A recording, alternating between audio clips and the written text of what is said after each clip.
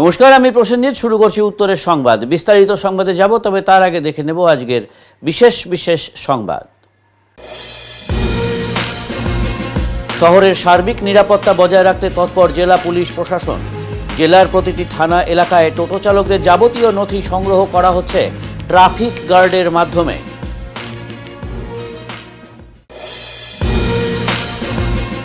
বৃষ্টির অভাবে পানীয় জলের সমস্যা দেখা যাচ্ছে ব্লক জুড়ে। আবার বেহাল পিএইচই কল থেকে অনবরত পানীয় জল পড়ে পড়ে নষ্ট হচ্ছে, কোনো নজর নেই মাল ব্লক প্রশাসনের।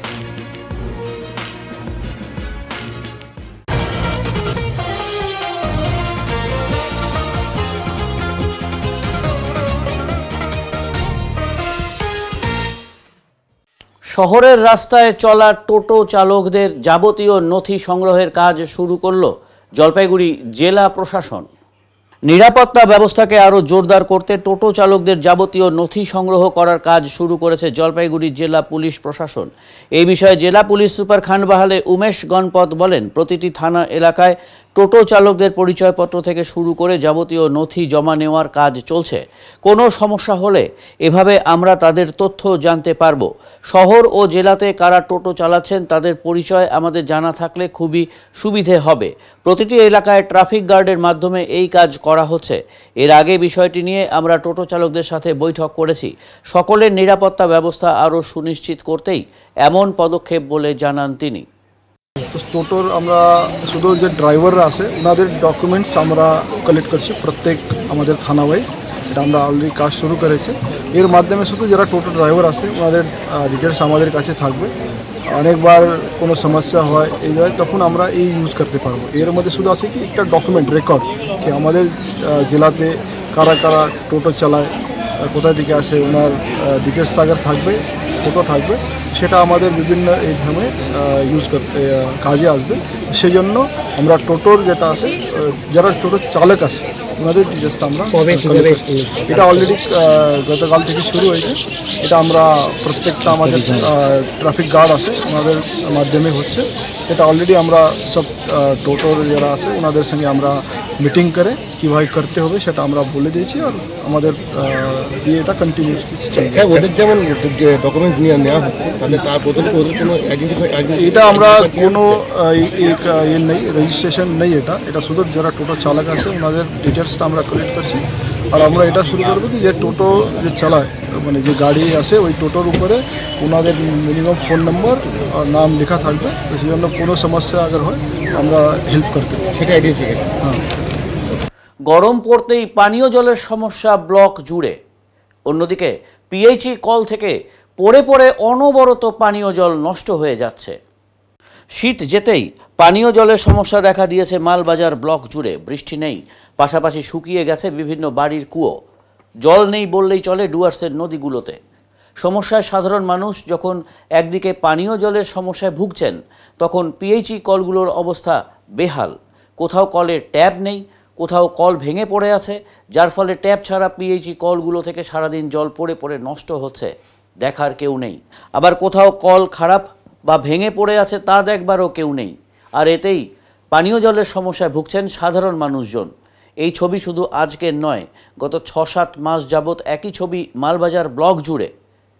এখনই যেভাবে জলের সমস্যা হচ্ছে, তাতে গরম পড়লে এই সমস্যা বহুগুণ বাড়বে বলে স্থানীয়দের দাবি।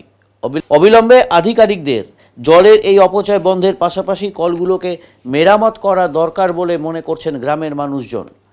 এ ব্যাপারে মাল ব্লকের বাসিন্দা তথা জেলা পরিষদের নারী ও শিশু কল্যাণ বিভাগের কর্মাধ্যক্ষা সেলিনা ছেত্রী বলেন, জলের অপচয় এবং বিকল কলের খবর আমার জানা নেই, তবে এ ব্যাপারে পিএইচই আধিকারিকদের সাথে কথা বলবো যাতে জলের অপচয় বন্ধ করা যায়। পাশাপাশি যেসব এলাকায় পানীয় জলের সমস্যা রয়েছে সেখানে যাতে কলের ব্যবস্থা করা যায় সেটাও দেখা হচ্ছে। জল আমরা যে বাড়িতে আছে মোটর লিখেছি, এই জল পাচ্ছে না, সরকারি জল পাচ্ছে না, সরকারি জল আসে না এখানে, কারো বাড়িতে নাই, এখানে না এদিকে কারো বাড়িতে না। ট্যাঙ্কিটা কি চাচ্ছেন আপনারা? জল চাচ্ছি, জল আসলে ভালো হয়। হ্যাঁ, এটা তো প্রত্যেকটা পার্টে এবং প্রত্যেকটা গ্রামে একটা পিএইচই কলের মানে পিএইচই যে জল আসে সেটা কোনোটারই মুখ নেই, কল নেই, সবগুলো অনবরত জল পড়েই যাচ্ছে। তাছাড়া পিএইচির যে পাইপগুলো আছে সেগুলো নালার মাঝখান দিয়ে নিয়ে গেছে, সব জায়গায় পাইপগুলো লিক হয়ে আছে। হ্যাঁ, তো এখন জলের এমনি অভাব, এখন জল পাওয়া যাচ্ছে না, তার মধ্যে জল প্রচুর পরিমাণে ওয়েস্টেজ হচ্ছে। কবে থেকে এরকম হচ্ছে? বহুদিন ধরে। তো ঠিক হয় না? না, ঠিক মানে বহুবার জানানো হয়েছে। আমরা এখানকার লোকাল অথরিটি যারা আছে তাদেরকে বলেছি কল বানের লাগিয়ে দেওয়ার জন্য, হ্যাঁ, এবং জলপাইগুড়িতেও একবার দুবার ফোন করেছিলাম। পাইপগুলো লিক হয়ে আছে, সেই ওই লিকেজ জলই সবার বাড়ি বাড়ি যাচ্ছে, নালায় পড়ে নষ্ট, নালায় পড়ে যাচ্ছে। ঠিক, আপনি কি চাইছেন? আর এই যে জলের যাতে অপচয়টা না হয়, জলের অপচয়টা বন্ধ হয়, সেই দিকে কর্তৃপক্ষ দৃষ্টি দিক একটু, এবং কলগুলো যাতে ঠিকভাবে মেরামত করা হোক। আর যে সমস্ত পাইপের লিকেজ আছে সেগুলো যদি খুব তাড়াতাড়ি বন্ধ করা হয়, কারণ জলের তো অভাব, জলটাকে সঞ্চয় করতে হবে, বাঁচাতে হবে জলটাকে। আমি তো এখনই শুনতেছি, আর কমপ্লেন তো আসতেছে। আমি দেখবো এই ম্যাটারটা, অফিসে বলবো, অফিসে গিয়ে বোর্ডে কথা বলবো। এই সময় তো জলের ক্রাইসিস থাকে সব জায়গায়, ক্রাইসিস, নদীতে জল নেই। এটা ড্রাই সিজন না, মানে রেনি সিজন তো আসেনি, ড্রাই সিজন দেখতে হবে, বলতে হবে অফিসে, আর কথা বলতে হবে বোর্ডে। জেসিপি দিয়ে রেলের জমি সমান করার কাজ চলছে। নতুন স্টেশন তৈরির কাজ চলছে খুব দ্রুত গতিতে। ব্যবসায়ীদের দোকান বসানো নিয়ে আলোচনার পর দোকানের মালিকেরা তাদের নিজস্ব দোকান পাবেন এমনটাই জানা গেছে। রয়েছে কিছু সমস্যাও, কারণ সবকটি দোকানদারদের জন্য জমি কিছুটা হলেও কম রয়েছে। পুরো বিষয়টি সাংসদকে জানানো হয়েছে বলে ব্যবসায়ীরা জানান। জলপাইগুড়ি স্টেশন বাজারে রেল দপ্তর জমি নেওয়ার পর এখন সেই জমিতে ঘেরা দিয়ে চলছে জমি সমান করার কাজ। জেসিপি এনে সেই জমি সমান করার কাজ চলছে দ্রুত গতিতে। ইতিমধ্যেই ব্যবসায়ী সমিতির তরফে বেশ কয়েকটি দোকান মালিকদের জন্য জমির জট সৃষ্টি হয়েছে। কয়েকটি দোকান বসানো নিয়েও চিন্তা রয়েছে বাজার কমিটির। এর জন্য কিছুটা জমি অতিরিক্ত প্রয়োজন। বর্তমানে যতটুকু রেল তাদের জায়গা দিয়েছে সেই জায়গাতে সব দোকানপাট বসানো যাচ্ছে না, কারণ জমির পরিমাণ আরও বেশি প্রয়োজন। এই বিষয়টি সাংসদ ডক্টর জয়ন্ত কুমার রায়কে জানানো হয়েছে। তো আপনারা আউটসাইডে রয়েছেন, রেল কতটা কি করতে পেরেছে এখন পর্যন্ত? মানে জায়গা তো নিয়েছে, জায়গা নিয়েছে, রেলের কাজ তো করছে, এই যে দেখা যাচ্ছে জেসিবি লাগিয়ে সমান করছে। এখন আপাতত ওদের কি প্ল্যান প্রোগ্রাম আছে সেটা তো আমরা বলতে পারবো না। এখন কি কাজ হচ্ছে মূলত? এখন ওই যে জায়গা সমান করছে, ইলেকট্রিক পোল তুললো, ফোনগুলো তুললো। আর নির্দিষ্ট জায়গা কি তারা নিয়েছে, ঘেরাও হয়েছে? নির্দিষ্ট জায়গা এখনো ঘেরাও হয়নি। আমাদের সাংসদ বলেছে যে ওনারা 10 তারিখের পরে বসবে, আবার বসে এখন ওদের নির্দিষ্ট জায়গা হয়েছে কি না হয়েছে 10 তারিখের পরে বলতে পারবো আমরা। আচ্ছা, মানে এখন আপাতত আপনারা সাইডে রয়েছেন? এখন আপাতত সাইডে রয়েছে। আর রেলের তরফে পরিষ্কার পরিচ্ছন্নতার কাজ চলছে?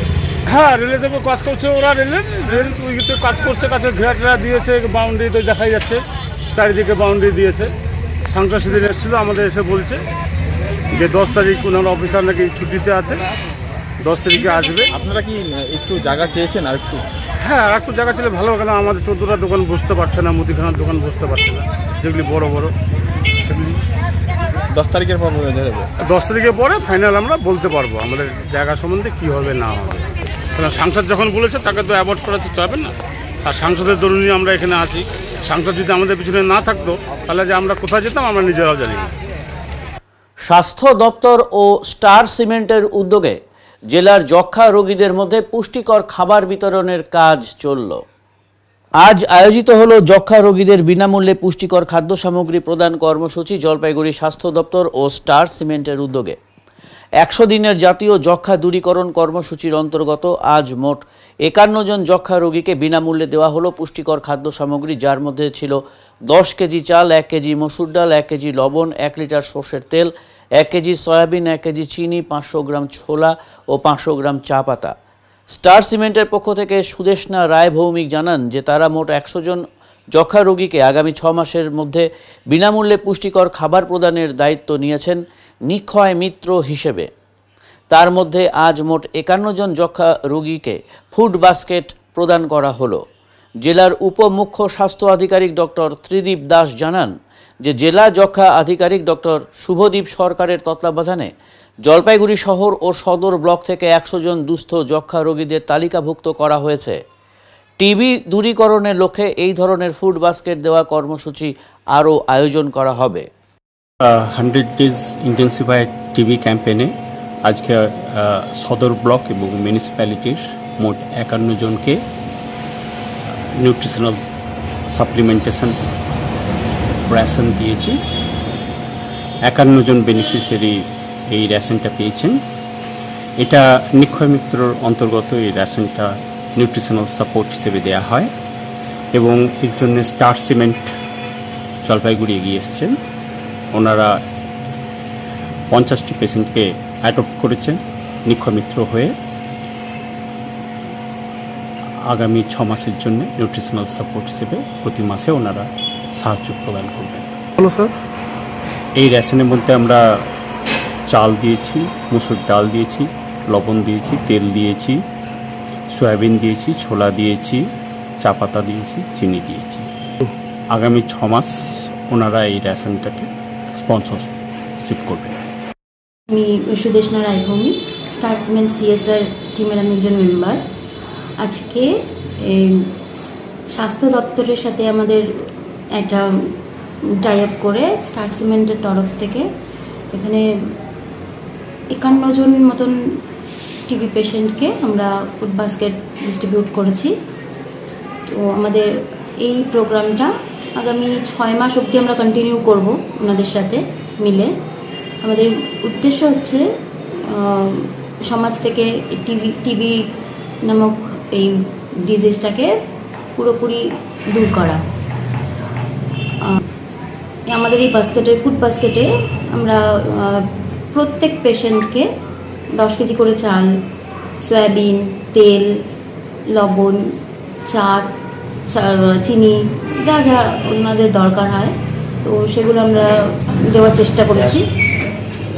6 মাস এভাবেই আমরা ওনাদেরকে সমস্ত জিনিস দিয়ে সাপোর্ট করব। চ্যাম্পিয়ন্স ট্রফিতে ভারত নিউজিল্যান্ড ফাইনাল ম্যাচের দিনই বাসন্তী পুজোর ভিত পুজো অনুষ্ঠিত হলো।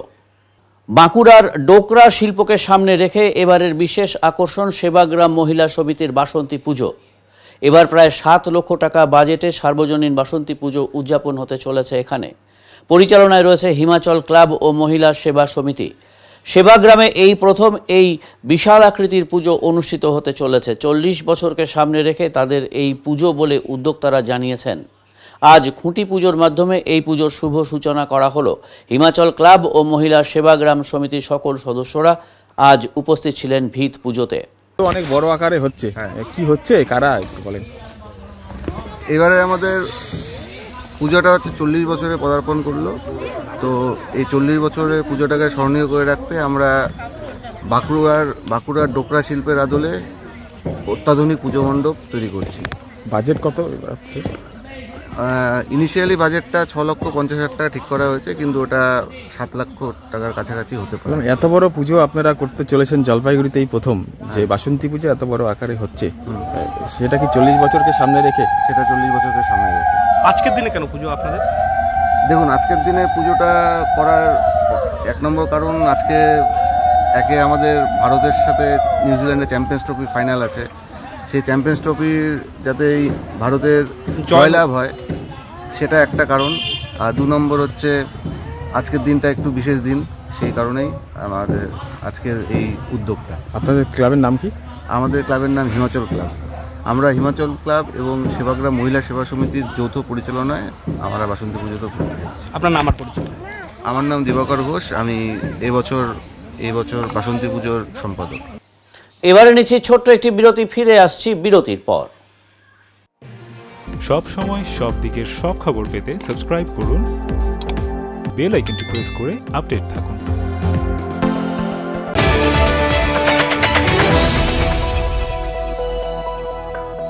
আপনি কি ব্যবসা করতে চান? Jalpaiguri new Hindustan soap and chemicals এর সঙ্গে লাভজনক ব্যবসার রয়েছে সুবর্ণ সুযোগ। 75 বছরের ঐতিহ্যবাহী মানসম্পন্ন লন্ড্রি সাবান, হ্যান্ডমেড, মেশিন মেড সাবান ও ডিটারজেন্ট পাউডার নিয়ে আমরা খুঁজছি নতুন ডিস্ট্রিবিউটর। তেল ভিত্তিক সাবান, নিরাপদ, কার্যকর, জামাকাপড় থাকে নতুনের মতো। লাভজনক এই ব্যবসার সুযোগ হাতছাড়া করবেন না। আজই যোগাযোগ করুন। নয়াবস্তিপাড়া, নিবেদিতা সরণি, জলপাইগুড়ি। যোগাযোগ নম্বর 9647800291 অথবা 9819680057।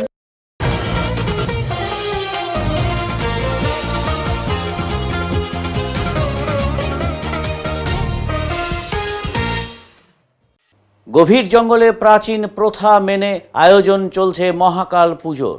আর এই পুজোতে সামিল হচ্ছেন স্বয়ং পঞ্চায়েত প্রধান। রবিবার গরুমারা জাতীয় উদ্যান সংলগ্ন লাটাগুড়ি চালসা জঙ্গল পথের মাঝে অবস্থিত মহাকাল ধামে জমজমাট ভিড়।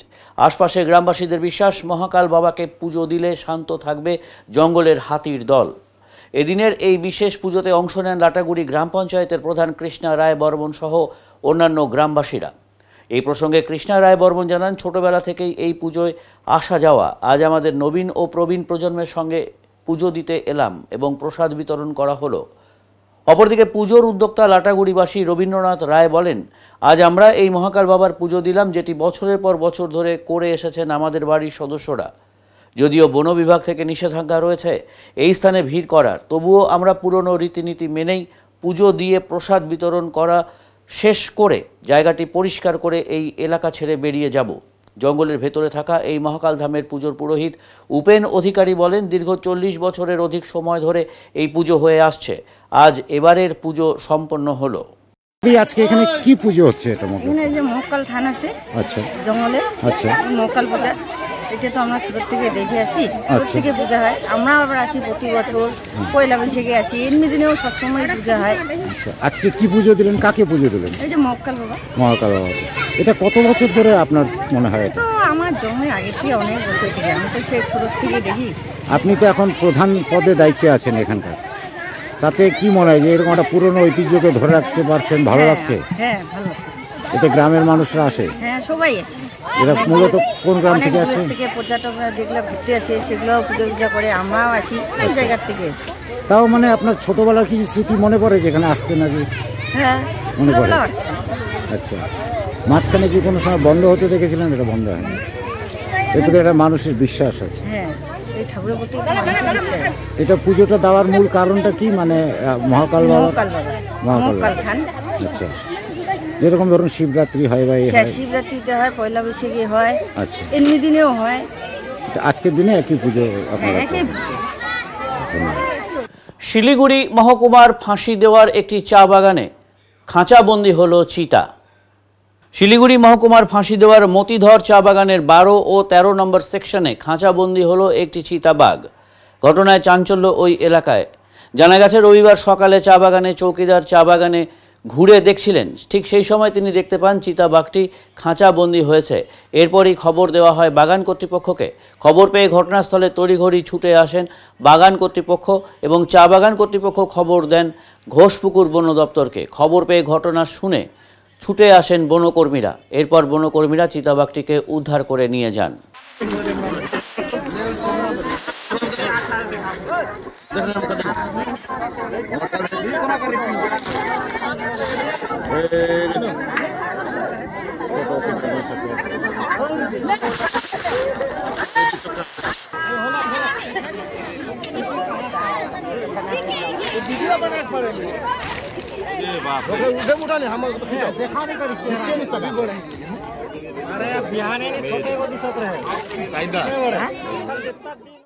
মাটির নিচ থেকে বের হয়ে বেঁচে থাকবার অশেষ চেষ্টা সত্ত্বেও কলকাতাগামী সুপারফাস্ট ট্রেনে মৃত্যু হলো তার। একটি বিষাক্ত গোখরা সাপের মৃত্যু হলো রেল লাইনের ধারে। আশঙ্কা এবং অনুমান করা হচ্ছে রেলগাড়ির কারণে এই বিশালাকৃতির গোখরা সাপের মৃত্যু হয়েছে। এলাকার বাসিন্দারা সাথে সাথে খবর দেন স্বেচ্ছাসেবী সংগঠনের সদস্যদের। ঘটনাটি ঘটে 1 নম্বর ঘুমটি থেকে কিছুটা রেল লাইনের ধারে।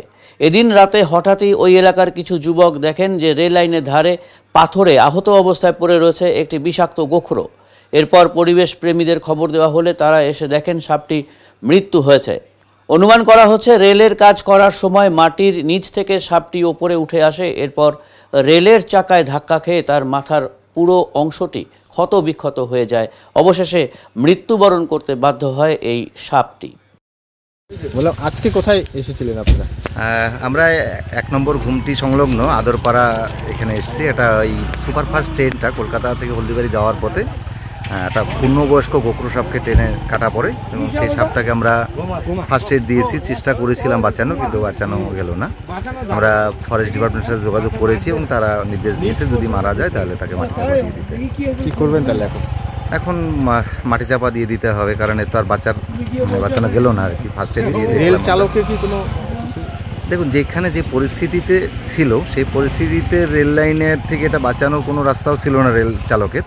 কিন্তু আমরা এটুকু না, এখানে কাজ চলছে, রেলের আন্ডার কানেকশন কাজ চলছে, কাজ চলার কারণে হয়তো ও বেরিয়ে এসছে। আমরা যে জায়গাটা পরিদর্শন করলাম, তো রেলের যারা কর্মী আছে তাদের একটু আর একটু সচেতন হওয়া উচিত যে এইসব জায়গাতে পুরনো রেল লাইন, সেখানে সাপ আসেই, এবং এই এলাকায় যেটা শোনা গেল যে এই ধরনের আরও 3-4টে সাপ এই এলাকায় আছে।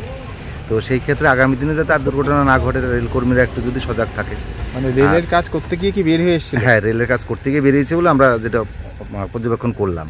সেই ক্ষেত্রে রেলের কর্মীরা যদি একটু সচেতন থাকে তাহলে সম্ভব। আর রেল চালকের এখানে কোনো দোষ আমরা দেখবো না, কারণ তো সাপটা খুব বেশি বড় না যে হাতি বা অন্য প্রাণীর মতো বড় যে দূর থেকে দেখা যাবে এখানে, এবং রেলের চাকার নিচের দিকটা চাপা পড়ছে, উপরের দিকটা চাপা বলে যেমন 2 টুকরা হয়ে যায়, তো নিচের লাইনের নিচের দিকটা চাপা পড়াতে ওর হচ্ছে মাথাটা পুরো থেতলে যায়, নিচে বেশি ইনজুরি হয়। তো ওই রেলের কাজ করার কারণে হয়তো বেরিয়ে এসছে, কারণ জায়গায় জায়গায় দেখা গেল যে পাথরগুলোকে সরিয়ে দেওয়া আছে। 126 গ্রাম ব্রাউন সুগার সহ গ্রেপ্তার হলেন এক দম্পতি। ফের মাদক সহ গ্রেফতার।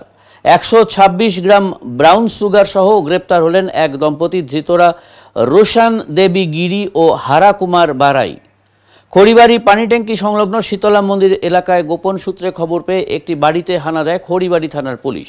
অভিযান চালিয়ে 126 গ্রাম ব্রাউন সুগার ও 46,300 টাকা উদ্ধার করে পুলিশ। ধৃতরা দীর্ঘদিন ধরেই মাদক কারবারের সাথে জড়িত ছিল বলে জানা গেছে। পরে গ্রেফতার করে দুজনকে খড়িবাড়ি থানায় নিয়ে আসে খড়িবাড়ি থানার পুলিশ। ধৃতদের শিলিগুড়ি মহকুমা আদালতে তোলা হয়েছে। উদ্ধার মাদকের বাজার মূল্য প্রায় লক্ষাধিক টাকা।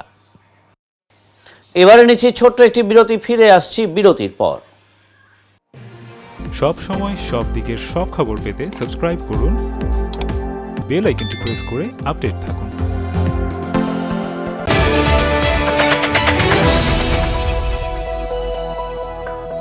জলপাইগুড়ি শহরে মনোরম পরিবেশে বিশাল হল ঘর সঙ্গে লন সহ একাধিক সুবিধা নিয়ে হাজির জলপাইগুড়ি ক্লাব কোম্পানি। শহরের মধ্যেই বিয়ে, অন্নপ্রাশন, যে কোনো সামাজিক অনুষ্ঠানের জন্য এখানে স্বল্প মূল্যে ভাড়া নিতে পারেন। বিশেষ দিনটিকে আরো বিশেষ করে তুলতে সত্বর যোগাযোগ করুন। রয়েছে পার্কিং, সেলফি জোনের সুবন্দোবস্ত। প্রকৃতির ছোঁয়ায় মুক্ত পরিবেশে বিশেষ দিন উদযাপনে আজই যোগাযোগ করুন Jalpaiguri club company limited, PD কলেজের পাশে, ক্লাব রোড, ইউরোপিয়ান ক্লাব। যোগাযোগ নম্বর 9126014307।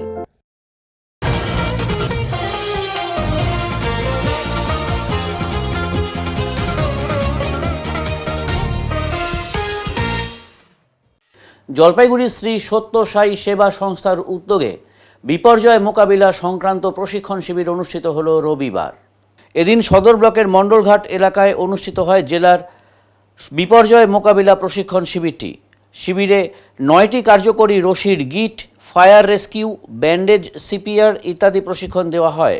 স্থানীয় বাসিন্দারা অত্যন্ত আগ্রহের সঙ্গে এই প্রশিক্ষণ শিবিরে অংশগ্রহণ করেন। এর পাশাপাশি সংস্থার বিভিন্ন অঞ্চল থেকে 16 জন পুরুষ ও 17 জন মহিলা এই শিবিরে অংশগ্রহণ করেন বলে জানা গিয়েছে। এদিন সকাল 11টা থেকে দুপুর 1:30 পর্যন্ত এই ক্যাম্প অনুষ্ঠিত হয়। এই বিল্ডিং থেকে নিচে নামাইতে গেলে যে টেকনিকটা, সেটা হলো এই যে এটা নামানোর জন্য ম্যাজিক নট। এই নটটা আমাদের কখন কাজে লাগে? ওটা কমে যাবে। এদিকে দেখুন, কানে এখানে না, এখানে সাইডে হয়নি, আপনারটা হয়নি, এটা হয়নি। এই নিলাম, এই দিলাম, গুরু বাধা। আচ্ছা, ঠিক আছে। এবারে আবহাওয়ার খবর।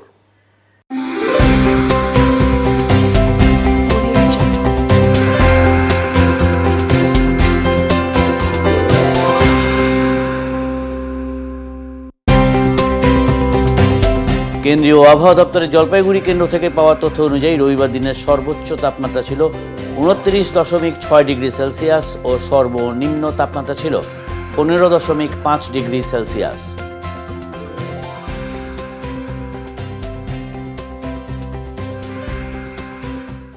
শেষ করবার আগে আজকের বিশেষ বিশেষ সংবাদ আরও একবার। শহরের সার্বিক নিরাপত্তা বজায় রাখতে তৎপর জেলা পুলিশ প্রশাসন। জেলার প্রতিটি থানা এলাকায় টোটো চালকদের যাবতীয় নথি সংগ্রহ করা হচ্ছে ট্রাফিক গার্ডের মাধ্যমে।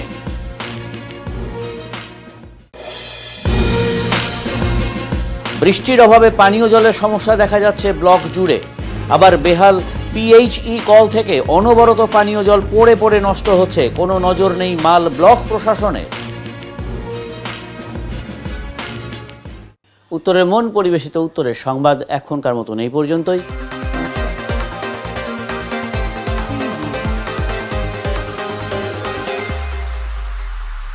Preview.